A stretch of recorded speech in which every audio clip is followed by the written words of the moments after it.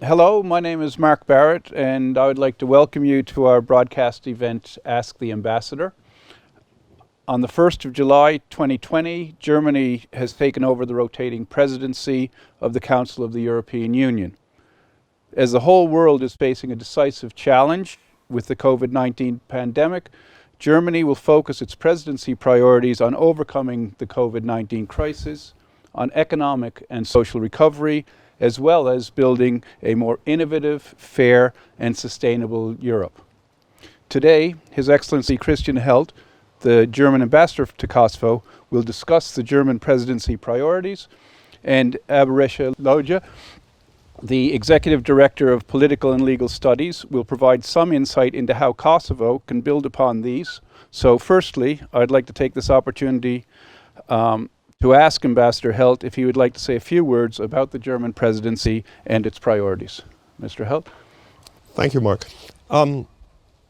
Yes, you've basically laid out the main challenges we will be facing during our presidency of the Council. We have been caught by a surprise. Usually you would think Germans are so organized that they have everything set up months before.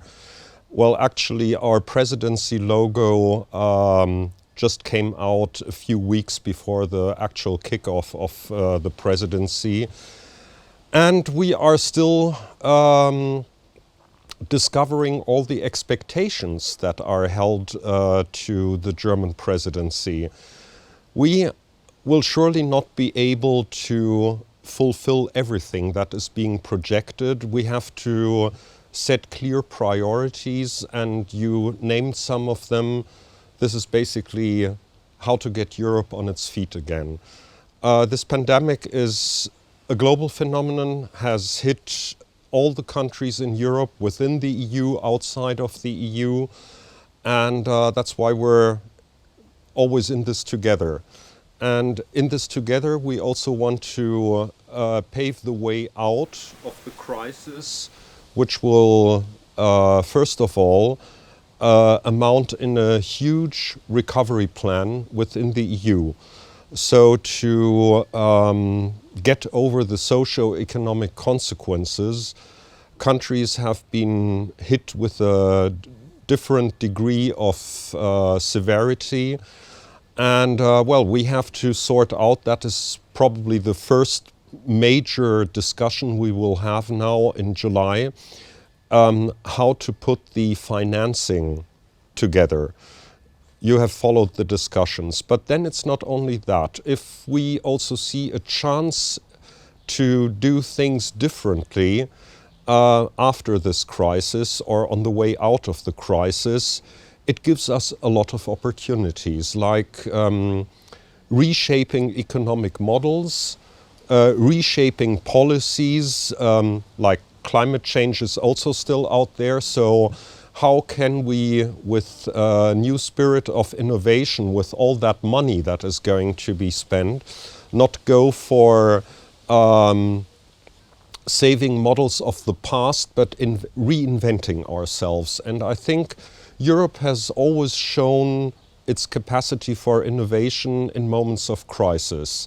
So I think this will be the huge block for Europe internally, and then of course it's Brexit, it's China, it's the political crises around the world, and then of course with respect to enlargement, how to move on with the Western Balkans. And here I think it's fair to say that we would very much like to see accession talks now after the breakthrough for Northern Macedonia and Albania, to show that it's an ongoing process, that nothing is stalled, and that we really see the Western Balkans, they belong to the European Union as a final perspective. So maybe that for starters, to not just stay on the global level of expectations, but also with what kind of view we look at this region.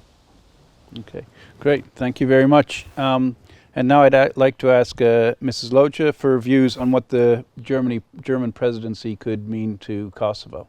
Thank you very much. It is indeed a great pleasure to join Ambassador and you, Mark, today in this discussion, and also it is an exciting time for us as Kosovo to have the presidency of the Germany start, as we have been looking forward to German presidency for quite long time now. I think Republic of Kosovo continues to face serious challenges in its path to European integration, and these challenges, I think, are at three levels. The first one is the political impossibility to guarantee that Kosovo's European perspective is uncontested by the by all members, in fact, and it is in fact recognized by the five non-recognizers, which of course reflects on the way that EU decides on issues related to Kosovo. The second one is the lack of minimum commitment from the governments during the past years and other political actors to firmly implement the reforms that are required in our European process path. And also the third one is the lack of political unity, but also political stability, which comes as a result of frequent changes in governments, but also unprecedented collapse of the governments in the midst of the pandemic, which seriously damages the reform processes of Kosovo. The German presidency of the European Council is indeed a great opportunity for Kosovo. It first signifies that Kosovo's perspective in dialogue with Serbia will have a much more certain and European voice.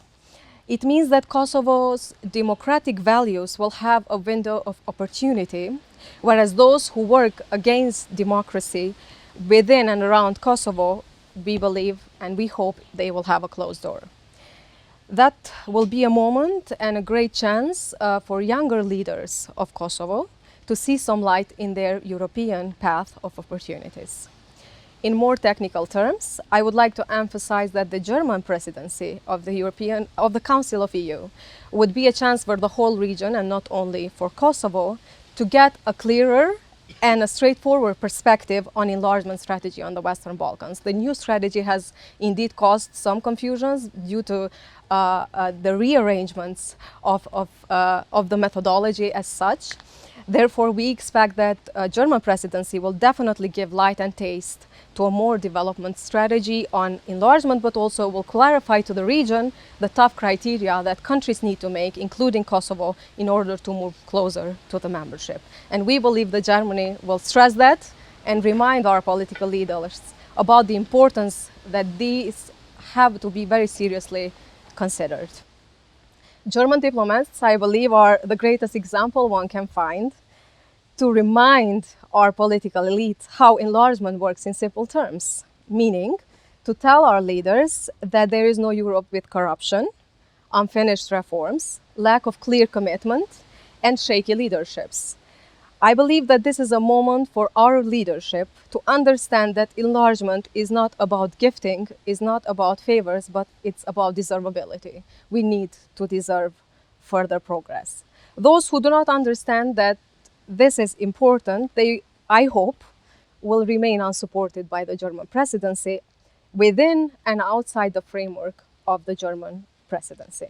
Beyond this, I really hope that during the German presidency, enlargement strategy will be clarified in regards to the mechanisms, the depth of the reforms that are required by Kosovo and the Western Balkans. I hope that Kosovo leaders will sooner or later realize and understand that state capture, political interference in the judiciary and prosecution, the culture of impunity and lack of accountability in the justice sector and beyond, as well as unreliable public administration, and not to forget the increasingly high willingness to migrate, although at these times legally, are all elements that are building upon the bad image that Kosovo has in front of the Brussels, but also amongst the member states. By clarifying what is required for Kosovo to do, it will definitely make it easier to its citizens to clarify their expectations and draw more realistically on their local leaders' integrity and compatibility with the European future. I also hope that during German presidency, Kosovo government will be given a clearer view and expectations on visa liberalization. I think this is a time where all the citizens of Kosovo have looked forward, meaning the German presidency, as their expectations were high. We believe, and I personally strongly believe, that Kosovo citizens deserve visa liberalization. It is one of the reform areas or processes where our government has indeed done some effort and completed all the requirements, although a lot has to be done in fight against corruption, especially high-profile cases. But I think it is about time that Kosovo receives visa liberalization. And we have to remind, but also together with the German presidency, to remind our leader that interference in justice system, complete ignoring the requirements of the public administration reform, and even backsliding now, again, we have a sizable government. In spite of having only 16 ministries, we still have a cabinet of more than 450 officials, which I believe is, again, contrary to what the public administration reform requires. And all of this will certainly prevent visa liberalization from happening as it has done up until now. I also hope that during German presidency, Kosovo gets a clearer perspective in relations with Serbia, within and outside the perspective of Chapter 35. Aspects such as trade relations, interference of Serbia, especially in the north, as well as possible drawbacks on implementing the existing agreements reached thus far, could all get a clearer stance from the German presidency. And let me conclude by saying that thus far, our political elite in general, over at least past 10 years, have lacked will and commitment to successfully implement the necessary reforms within the framework of the EU enlargement policy. Kosovo continues to face substantial problems in proper functioning of almost every sphere, and potentially progress in some cases has been turned into regress. Kosovo needs to demonstrate ownership and seriousness in addressing demands that emerge from the integration path. In this way, Kosovo can make it easier to our German friends to help us and lobby for us. Thank you very much. Thank you very much, Arbëresha. Maybe before I go to the questions that we've received from the public, you might, Mr. Ambassador, like to have a few words with regard to what Ms. Loxha has said. Maybe also I could just remind our audience that due to the crisis and what's happening, this broadcast is taking place in as safe an environment as we can have. So it's outdoors, so you might hear wind and other noises from now and then, but hopefully we can be heard and understood. So sorry, Mr. Ambassador, would you like? No, absolutely, thank you. And Arbëresha, just to say that all the points you made would deserve a kind of presidency on its own. Been very exhaustive, thank you for that, and pointing out a lot of fundamentals like the implementation bit, because this is something which is extremely important to us, which we keep telling political actors here, that be it SAA or the European reform agenda and so many other reform projects, we are not doing this to torture Kosovar politicians. These reforms are in the very best interest also of the country. So if it's just ticking boxes like we pretend to implement and you pretend to believe us, this won't work. Because in the end, if we then talk about the perspective of accession talks, all of this will come again and again and again. And it's the topic rule of law, where there are limits to pretending. Either it works or it doesn't work.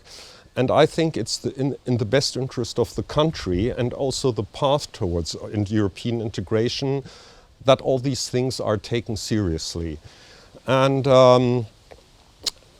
this is where we, of course, as presidency, will be insisting upon.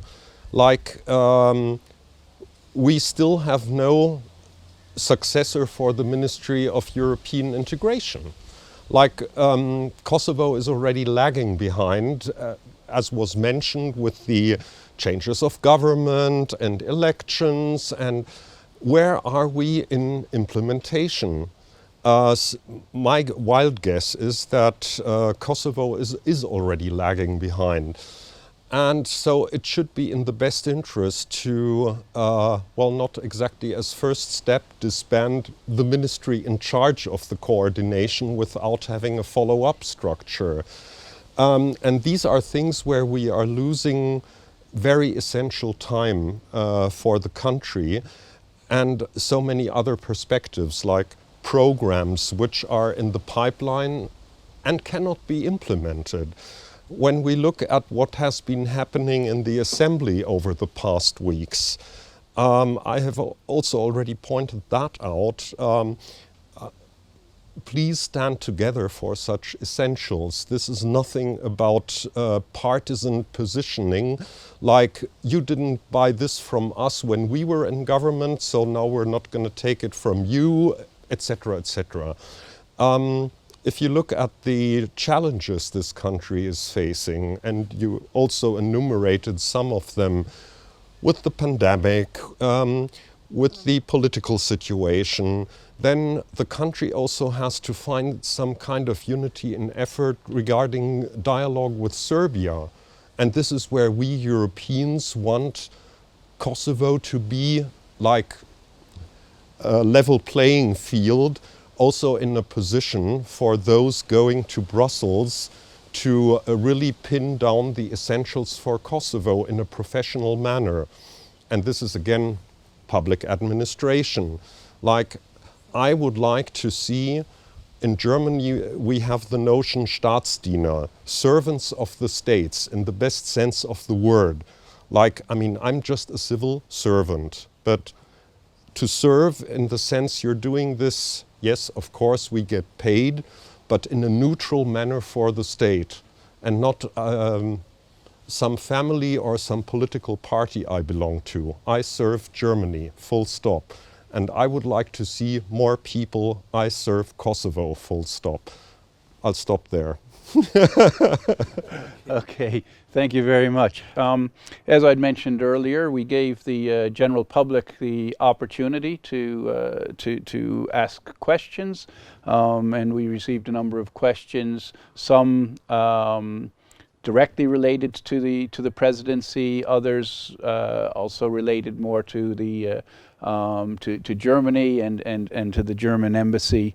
And I guess to start with, as we've been talking about, we're in the middle of a pandemic. COVID-19 has made big changes to the way in which we carry out our day-to-day business, and the way in which we work, and that and this affects all of us, and it also affects the way in which the embassy can provide the services that it normally does. And the first question I have has to do with this normal face-to-face service. So things like working visa, appointments and applications, appointments for Ausbildung, vocational training in Germany.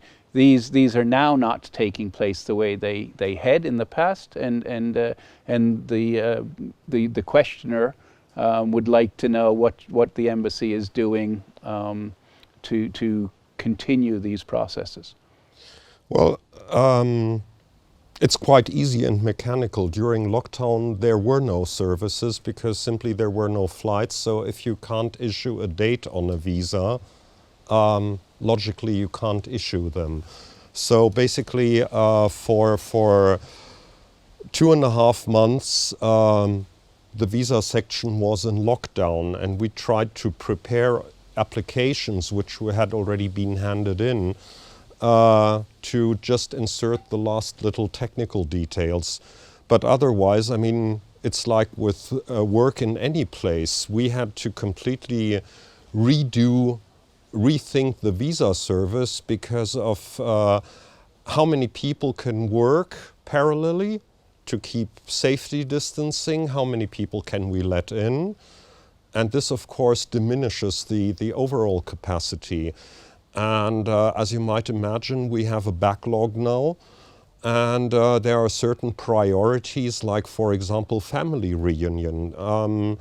There are, and this is a category of long-term visa, so we do not do Schengen visa at all for the moment, but these long-term visa where family and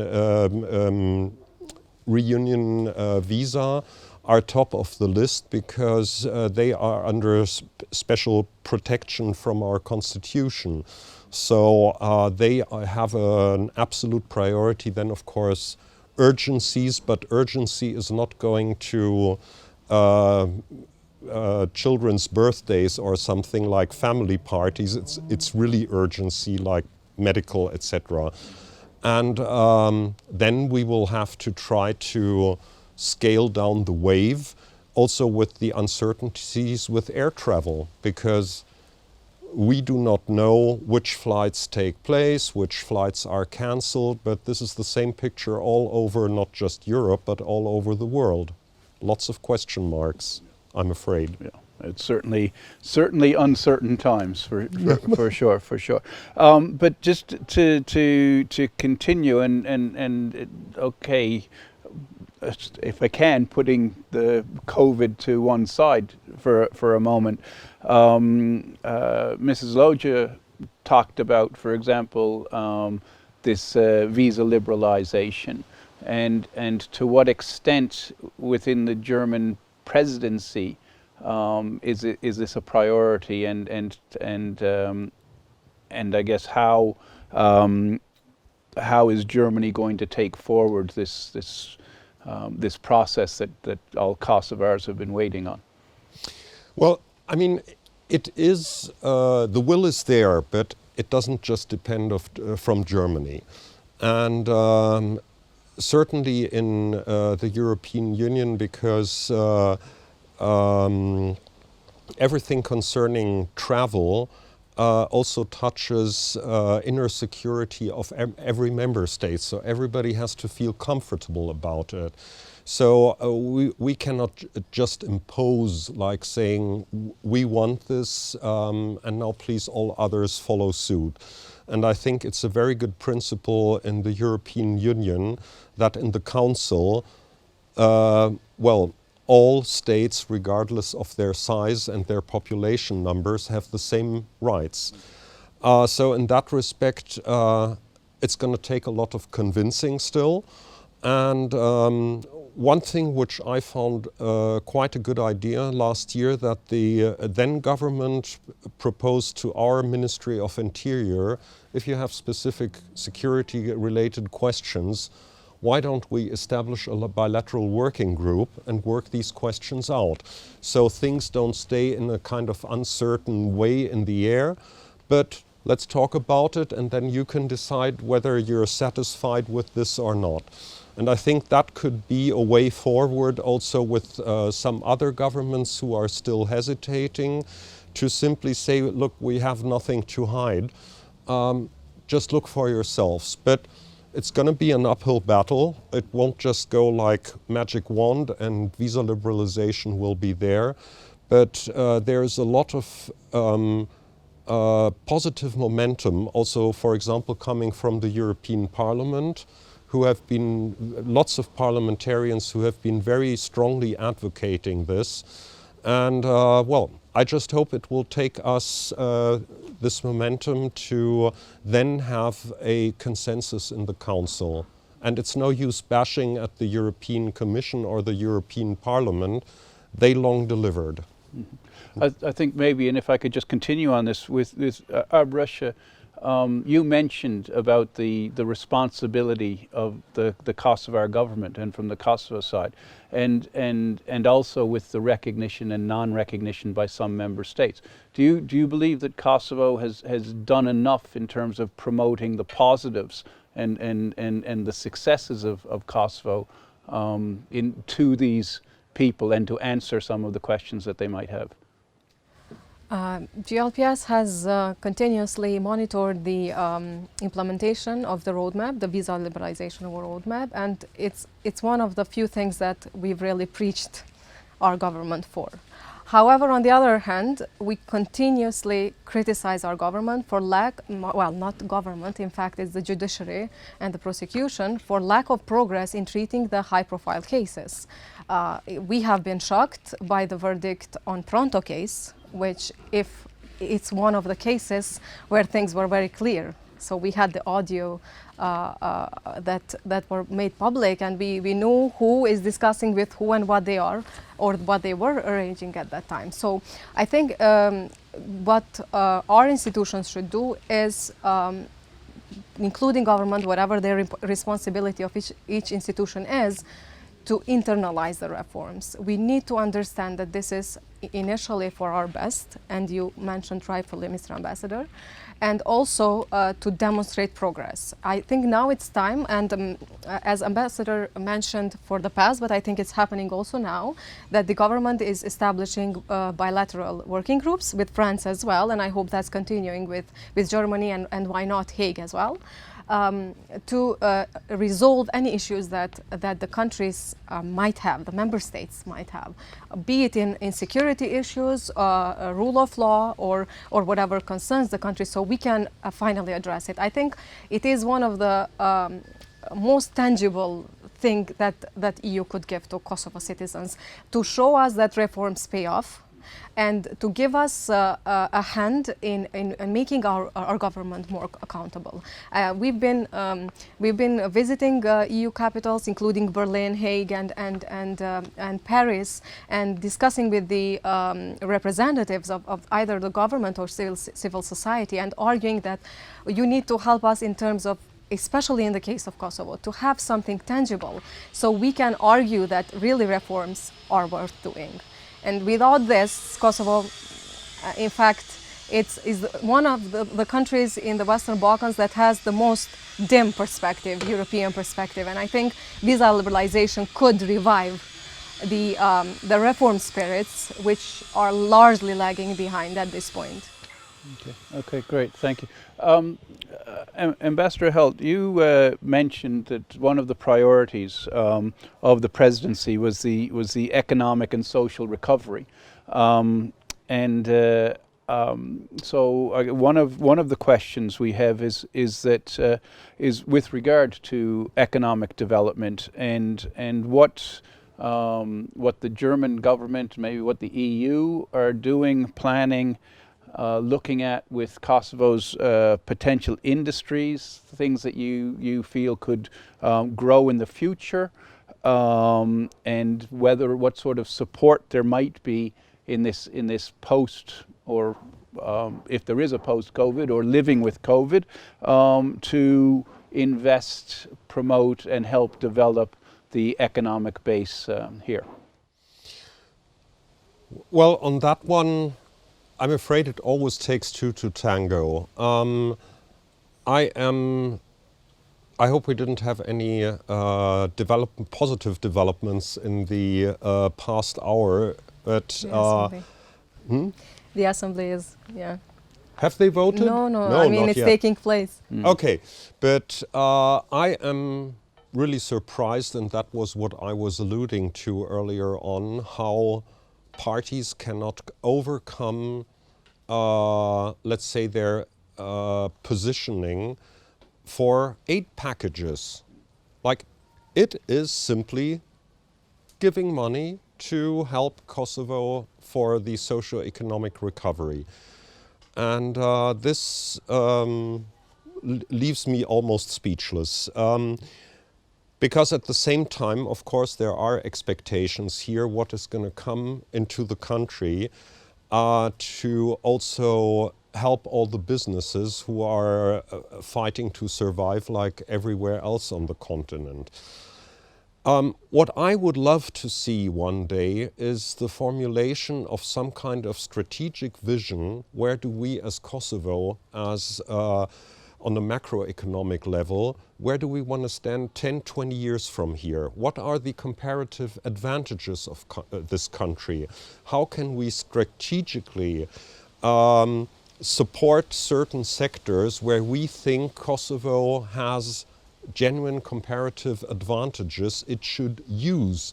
Because we keep talking about the potentials, but what I would like to see, for example, is what do investors look for? They look for a stable environment.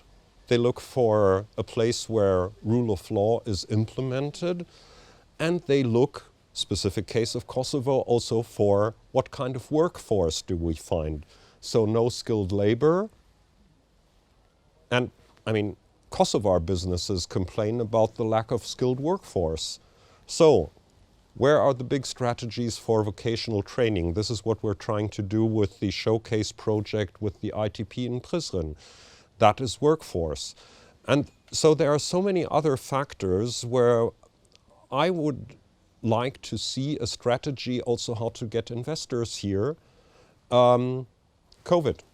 I mean, we're all talking now, discussing, not just in Europe, but elsewhere in the world, how to overthink the whole network of supplies. There's talk about near sourcing. Well, who prevents people here who are in responsible positions to think loudly, hey, Europe, Germany or other places, if you're thinking about near sourcing, we have some ideas for you. Like, I mean, I would also like to see, you mentioned working visa earlier on. Why do young Kosovars have to leave their home to work in Germany? Like, can we not turn the logics around and have not have the people go to the production, but have the production come here? And there we're at the same question again. What kind of environment are we facing? Legal environment, the whole justice sector, you mentioned it. Like if somebody, a foreign investor is sued here or in some legal case, I mean, it can take a very long time. And then why shouldn't he simply say, well, I'll go to another country in the region where I think my interests are better safeguarded. So that's that, and you cannot, I mean, there's a very, let's say, investor-friendly tax regime here, but that is not all. And then, like I said, skilled workforce, etc., etc. But there are things, that's what I thought about when I said earlier, crisis always also bears opportunities in it if you identify them and then you also seize them. And these are the kind of things I would like to see happen here, because there's a lot of money coming in if Parliament votes for it, and there's a lot of goodwill to support developments here in those sectors and specific topics I just pointed out. So let's go. Okay. Arbëresha? Yes, I would like to also add on this. It's very important that you raise the issue of not voting, or failure of the Assembly to vote the international agreements. But on top of that, they're failing to also vote the budget review, which is closely linked to the disbursement of the emergency package. Imagine our businesses and our employees have not received the emergency funds, let alone think about what they can expect from the government from the economic recovery package. And I think the polarization and the appetites of the political parties to just push forward their own benefits or agenda has greatly impacted the citizens of Kosovo. And also it's also impacting our relations with our closest and most important friends, such as EU and Germany, which have been one of the biggest donators during the COVID situation. And it's indeed shameless that the political elites fail to reach unity in these times and think about the citizen. But I think this is now all clear to all citizens who stands for what and what they're capable of doing. Are you sure about that? I hope. Because It's only a hope. some reactions I also see, sorry for interrupting you No there, problem. is the typical blame game. This is something I have discovered here. Like, Yeah. never take responsibility, always blame it on someone or something. Ping pong. Like, it's not us, it's the EU, it's Germany, it's the US, it's Serbia, etc. It's the other political party, it's never yourself. And I would love also to see a more self-critical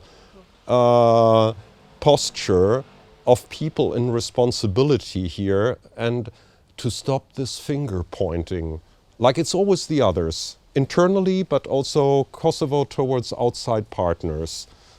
I think it is something like we say it here, the black and white are very visible for the citizens, and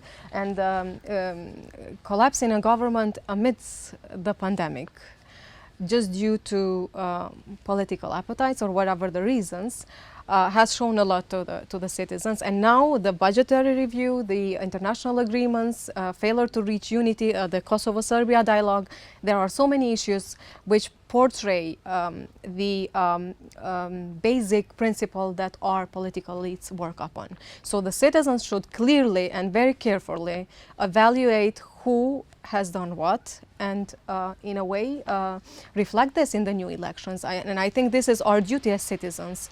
We owe it to our country, we owe it to vote responsibly and demand more from our governments. And I think government and the responsible institutions have their own responsibilities, of course, but also us as citizens, we should demand more. And I think we are lacking in this regard, and I think we need a higher awareness amongst citizens about our rights, but also on the mechanisms that we have to make our government more responsible. But then that is you as Kosovar citizens towards your political representatives.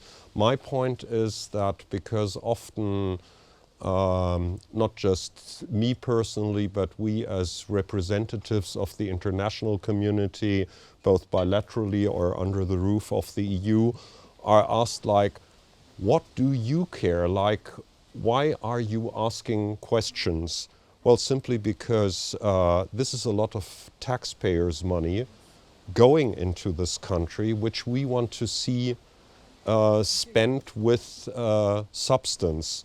Like, we want to support, we want to make this country run, we want the citizens to have their benefits of this process. And so, yes, we reserve the right to also ask questions like, how is the money being spent, where is it going, and are the measures really so successful and sustainable? Also one of our presidency, we want to see sustainable development. Absolutely. You are absolutely right, Ambassador. And I think you should do this more with our governments. Sometimes we criticize the Brussels officials when we meet with them by saying that by meeting with some corrupt officials in our countries, it's somehow endorsement for them. So, I mean, not necessarily always, but this is how the people will perceive it, because if it is a high-level meeting, of course you're going to meet the person that has we completely understand that, but also we ask for more criticism towards them, and somehow also this will portray a much more clearer picture to the citizens as well. But it is our responsibility as citizens, but also as governments, to show how we're using the money, the help, and everything that comes from EU. Okay. Sorry, we will like got. No, this is perfectly okay. Also, you mentioned some of the priorities. Also within the German presidency priorities is the concept of a fair Europe and a strong Europe in the world. And I guess two things here is, one is in practical terms, what do you see those concepts as actually meaning? And also, does Kosovo present a case where these two very important values could actually be proven?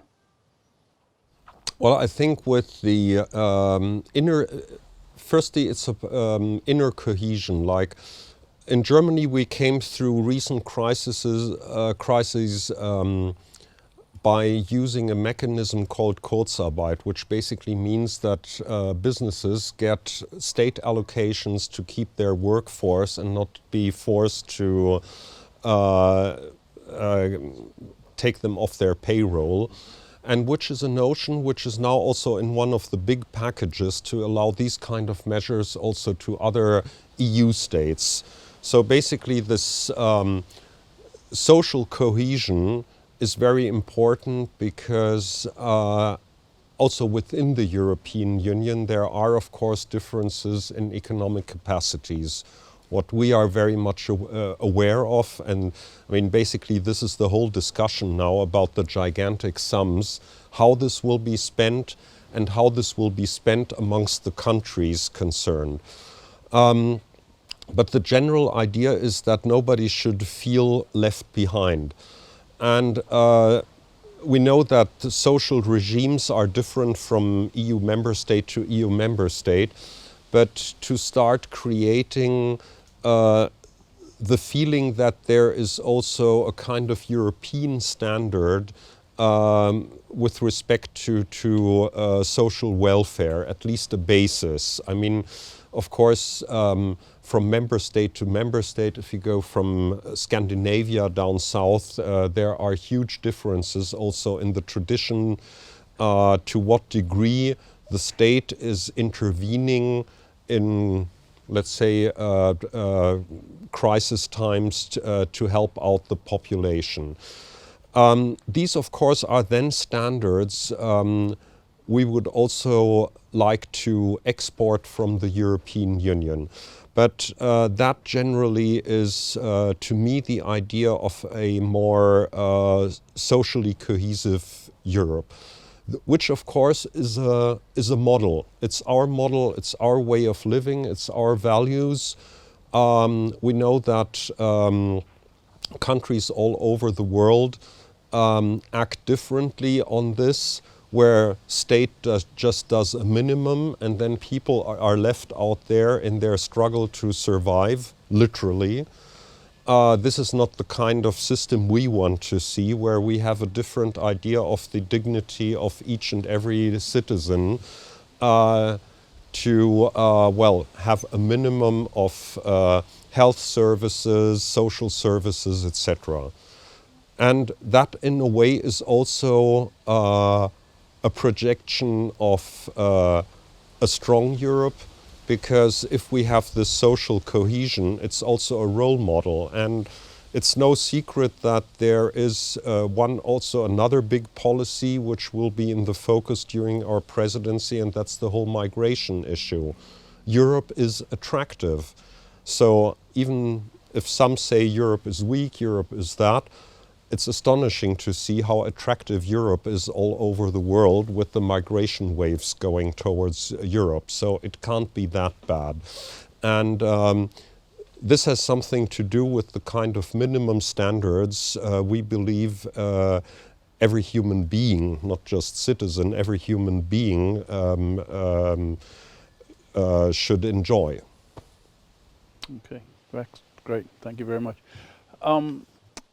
I guess a couple of other things. I mean, I know that you've both sort of touched upon this, but I mean, unfortunately, we know that you're leaving Kosovo soon.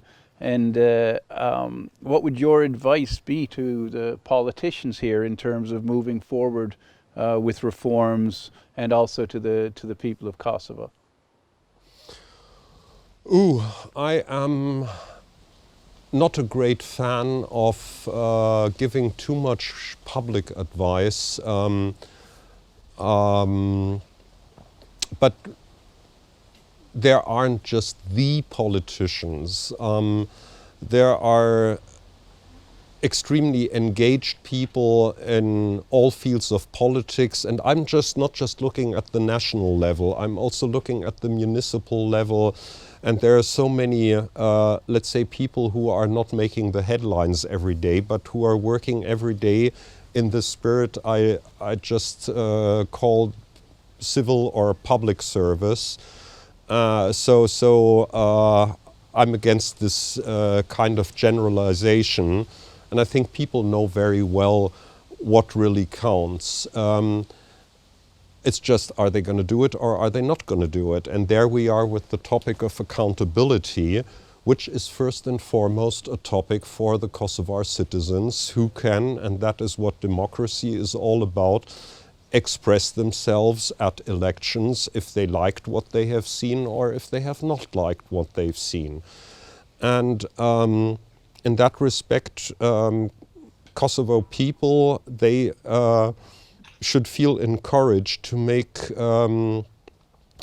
use of that right and to not feel frustrated, but simply to look what is going on in the name of their votes and, well, to judge accordingly whether responsible political actors have delivered on the agenda they promised, or if they haven't. It works that way in every country, also in my own. Okay. So, all right, I'm mindful of our time, and so I was just and you just said that you don't like generalities, so we'll have a very specific answer maybe for this one. But as a last question, and as I said, you are leaving us very soon. What will you miss most about Kosovo? I could say now the good coffee, but it definitely is more. No, I would say all the courageous people who are seriously engaged to make this a better place. And there are lots I truly admire, some who even came back to Kosovo after doing excellent studies, having brilliant opportunities abroad, and still came back to serve their country in the most various functions, in business, in civil society, and also in politics. And for me, they are those heroes who genuinely try to not just create impressions about Kosovo, but to truly change Kosovo into a positive way, into a direction which then leads to, well, who knows when, but the accession talks and eventually a membership in the European Union. And that's what we're all here for. Excellent, great. Thank you very much. So just in closing, I don't know if there's anything else either of you would like to add? Since you also mentioned that the ambassador will be leaving us soon, I would really like to thank you for all that you've given to people of Kosovo. Sometimes we say amongst us when we discuss it, either as civil society or as a citizen, that sometimes the internationals that come and the diplomats sometimes think better of us and work for us more than we sometimes do for ourselves. So thank you very much. May I, on a very last note on that one, and this is something that often shocks me, the lack of self-assurance of people here. Not in a general manner, but I think in many respects people here should be more self-assured and more proud of themselves, because basically you shouldn't, nobody should be ashamed of being Kosovar, quite on the contrary. You have great recent history to look upon, the societal struggle which is relatively unknown to many people outside, and it's not just the, we talked about this, the kind of renommee that Kosovo has in many other countries. For me, it's really important and almost desirable that people here become more self-assured and be more positive on that happy note. Great, excellent. Oh, thank you very much, Ms. Loxha. Thank you very much, Ambassador Heldt. Thank you.